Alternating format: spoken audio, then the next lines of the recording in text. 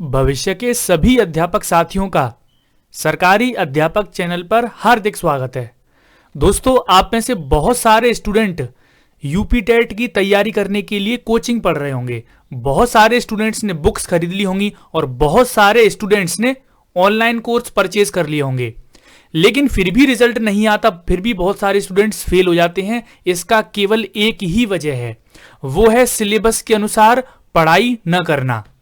मैं आपको गारंटी देता हूं, ना तो कोई कोचिंग इंस्टीट्यूट, ना ही कोई ऑनलाइन कोचिंग वाला पूरा कोर्स करवा के नहीं देता है। बच्चों के कम मार्क्स इसलिए आते हैं, बच्चे फेल इसलिए होते हैं क्योंकि उसमें पूरा कोर्स कोई नहीं करवाता है। मैं आज आपके लिए यूपी टेट का पूरा सिलेबस लेके आया हूं कि कौन कौन से सब्जेक्ट में कौन कौन से टॉपिक पूछे जाने हैं।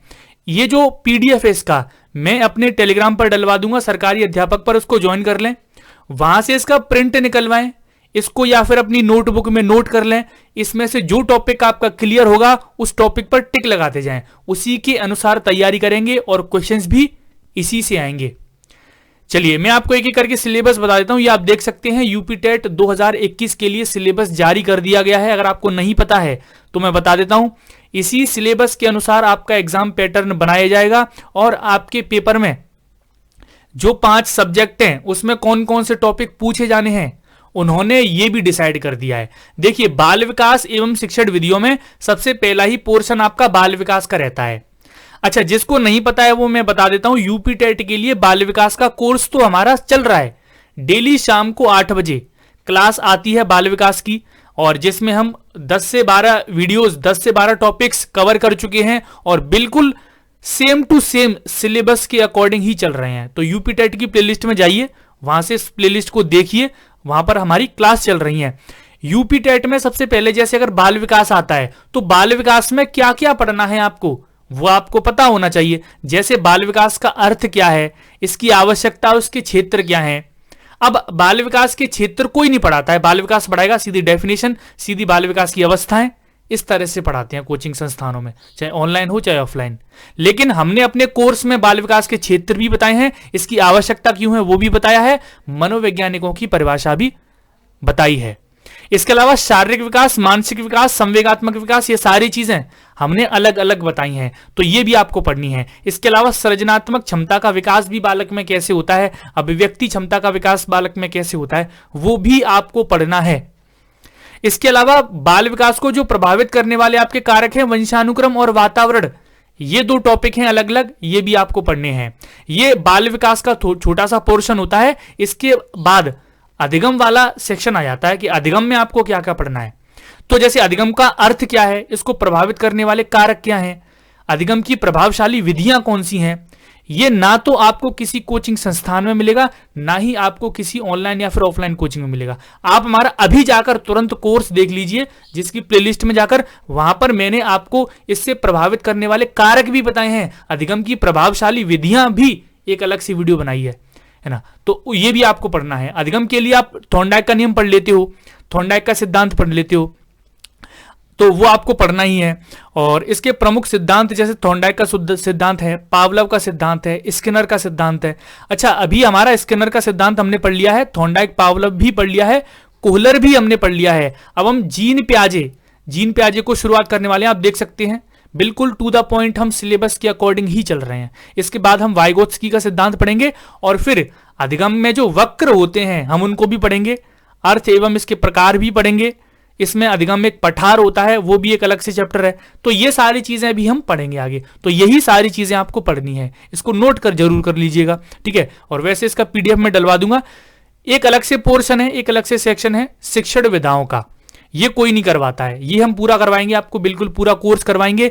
इसमें शिक्षण का अर्थ, इसके उद्देश्य, संप्रेषण, शिक्षण के सिद्धांत, शिक्षण के सूत्र, शिक्षण की प्रविधियां, नवीन विधाएं, सूक्ष्म शिक्षण, ये सारी चीजें, सारे कौशल हम आपको करवाएंगे। तो ये सारी चीजें आपकी शिक्षण विधाओं में आती हैं। ये सारी चीजें भी बहुत इंपॉर्टेंट होती हैं जो कि कोई करवाता नहीं है, ये भी हम करवाएंगे। समावेशी शिक्षा एक अलग से सेक्शन है। समावेशी शिक्षा में निर्देशन एवं परामर्श भी हम आपको करवाएंगे।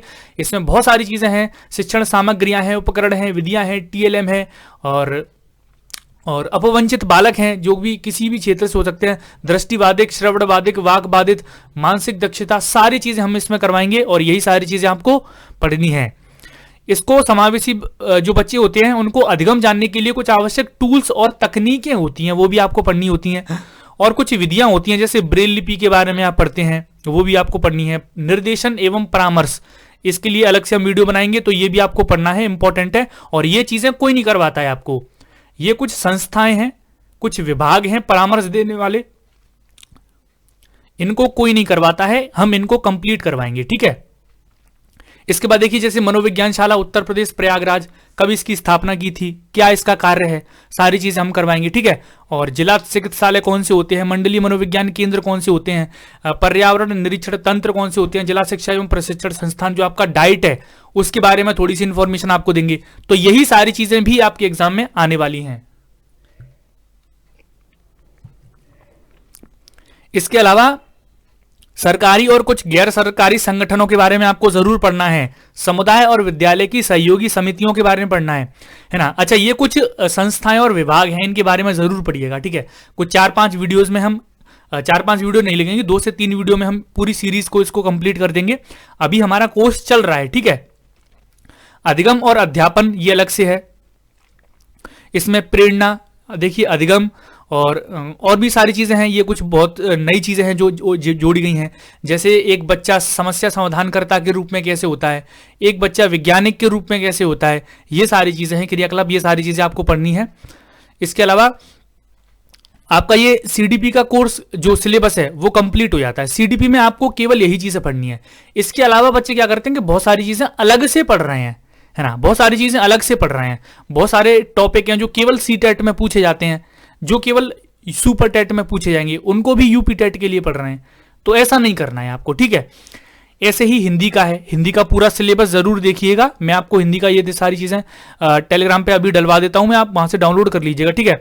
और इसमें भी देखिए वो ऐड हो गया है, थोड़ा सी पेडागोजी ऐड हो गई है, अधिगम एवं अर्जन, भाषा अध्यापन के सिद्धांत, सुनने बोलने की जो श्रवण कौशल नहीं, जो भाषाई कौशल हैं वो आपके जरूर आएंगे, है ना जी। भाषाई कौशल, सुनने बोलने की भूमिका, ये सारी चीजें आपको फिर दोबारा से देखने को मिलेंगी पेडागोजी में, है ना। तो पेडागोजी का वेटेज इस बार यूपी टेट में थोड़ा सा ज्यादा रह सकता है, ऐसा मेरा अनुमान है।